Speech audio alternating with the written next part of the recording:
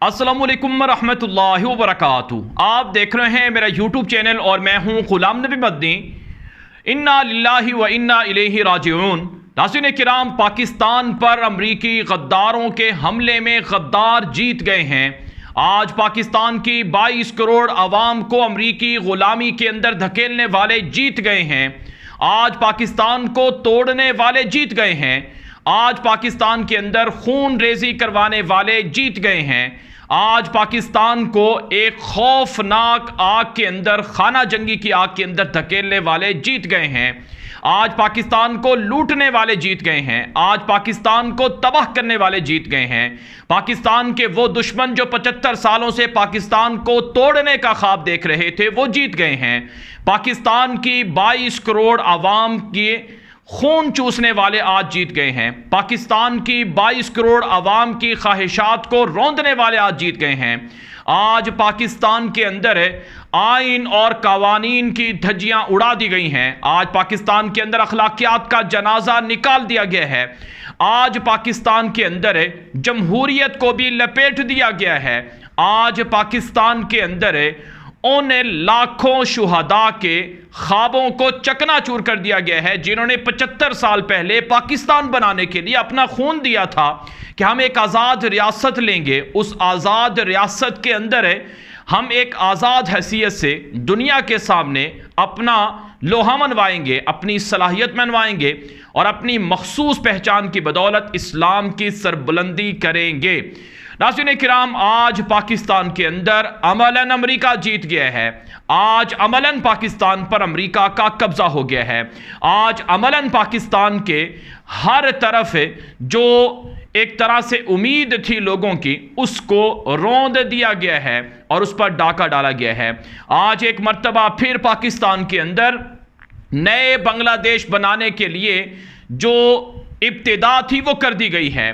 आज पाकिस्तान की आवाम को मायूस कर दिया गया है। आज पाकिस्तान के नौजवानों को मजबूर कर दिया गया है कि वो अपना हक लें, वो इंतकाम लें, वो लड़ें, वो बाहर निकलें, अपनी जान दे दें, कुर्बानी दे दें। आज इनकिलाब की बुनियाद रख दी गई है। नाज़रीन किराम, आप जानते हैं आज पाकिस्तान की तारीख का बड़ा अहम दिन था। आज हकीकी आज़ादी का दिन था। पाकिस्तान की 22 करोड़ आवाम की हकीकी आज़ादी का दिन था।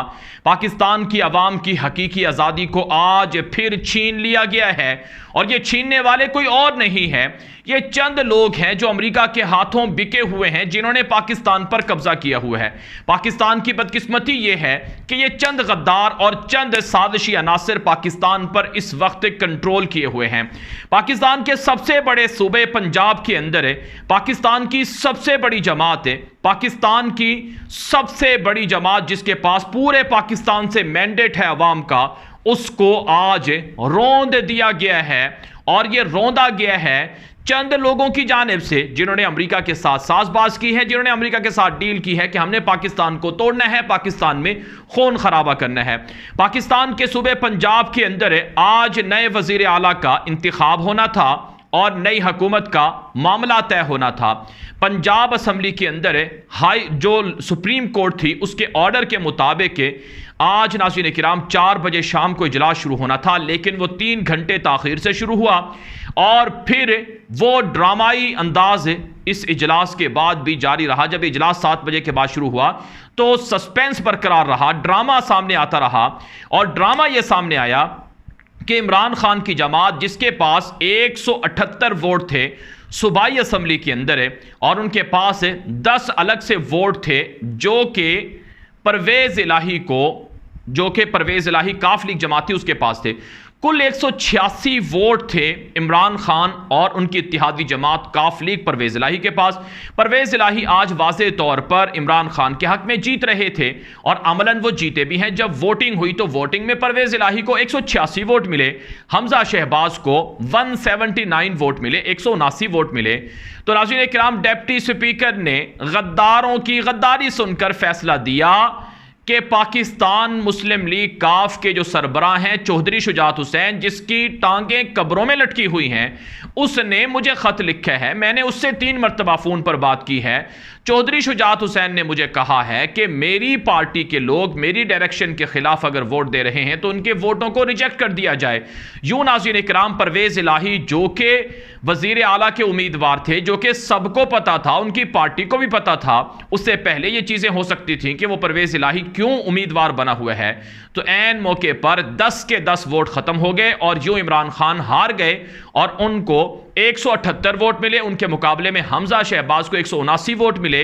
1 वोट के मार्जिन से नून लीग प्लस माफियाज को प्लस गद्दारों को प्लस न्यूट्रल्स को प्लस सबको, अमेरिका को, सबको जीत मिली और वो भी 1 वोट से।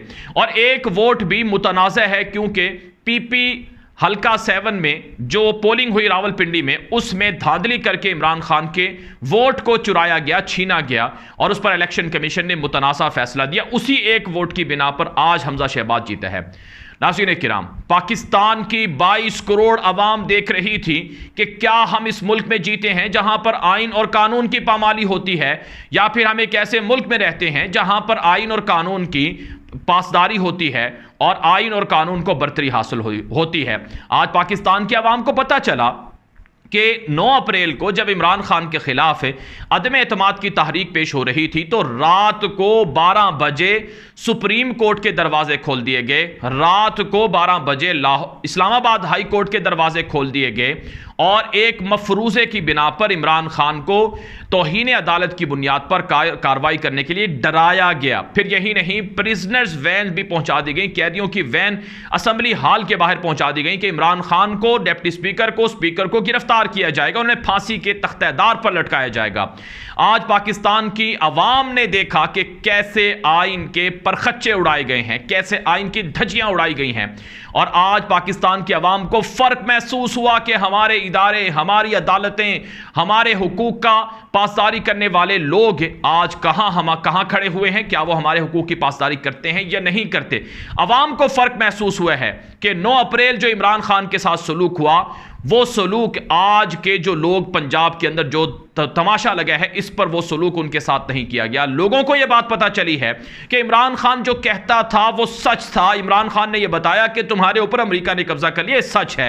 इमरान खान ने यह बताया कि तुम्हें हकीकी आज़ादी की ज़रूरत है, वो सच है। इमरान खान ने यह बताया कि तुम्हारे ऊपर जरदारी, नवाज शरीफ, शहबाज शरीफ माफिया सरगर्म हैं जो पाकिस्तान को लूटते हैं, वो सच है। इमरान खान ने बताया कि तुम श्रीलंका बनने जा रहे हो, तुम्हारा मुल्क लूट रहा है, तुम्हारे मुल्क के अंदर करप्शन, बदनवानी के मसाइल बढ़ रहे हैं और तुम दिवालिया हो रहे हो, यह सच है। लोगों को अब यकीन आ गया है और लोगों के अंदर जो एक इंतकाम की आग है वो पहले से ज्यादा बढ़ चुकी है।